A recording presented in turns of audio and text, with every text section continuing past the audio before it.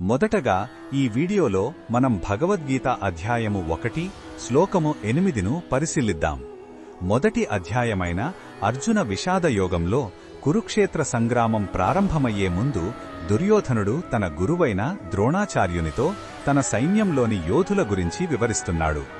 ఈ శ్లోకంలో కూడా ఆ సంభాషణ కొనసాగుతుంది.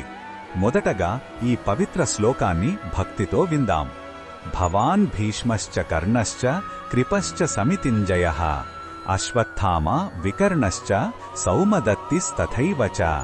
ఈ శ్లోకం అర్థం ఏమిటంటే, దుర్యోధనుడు ద్రోణునితో ఇలా అంటున్నాడు: గురుదేవా, మన సైన్యంలో మీ వంటివారు, పితామహుడు భీష్ముడు, నా మిత్రుడు కర్ణుడు మరియు యుద్ధంలో ఎల్లప్పుడూ విజయం సాధించే కృపాచార్యుడు ఉన్నారు.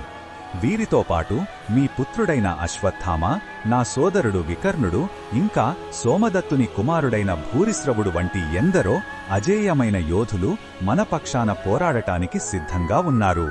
కృష్ణ భగవానుడు ఈ విషయంలో మనకు ఏమి చెప్పుతున్నాడు అంటే, దుర్యోధనుడి మాటలు అతని వ్యూహాన్ని మాత్రమే కాక అతనిలోని అభద్రతను కూడా చూపిస్తాయి. అతను తన బలాన్ని లెక్కించుకోవడం ద్వారా పాండవుల పట్ల ఉన్న భయాన్ని అధిగమించడానికి ప్రయత్నిస్తున్నాడు. నిజమైన బలం కేవలం యోధుల సంఖ్యలో కాదు, ధర్మబలంలో ఉంటుందని గీత సారాంశం మనకు బోధిస్తుంది. పాండవులు ధర్మం పక్షాన నిలిచారు, అదే వారి అసలైన బలం. ఈ బోధనను మన దైనందిన జీవితంలో ఎలా ఉపయోగించుకోవచ్చంటే, మనం కూడా కష్ట సమయాల్లో మనకున్న భౌతిక బలాలు, పరిచయాలు లేదా ఆస్తులను చూసి ధైర్యం తెచ్చుకోవడానికి ప్రయత్నిస్తాము. ఇది సహజమే. కాని అసలైన బలం మన నైతిక విలువలు, సత్యసంధత మరియు ధర్మబద్ధమైన ప్రవర్తనలోనే ఉందని మనం గుర్తుంచుకోవాలి.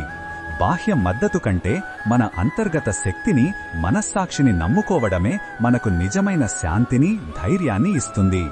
మరిన్ని భగవద్గీత శ్లోకాల అర్థాన్ని తెలుసుకోవాలంటే మా తదుపరి వీడియోలను తప్పకుండా చూడండి.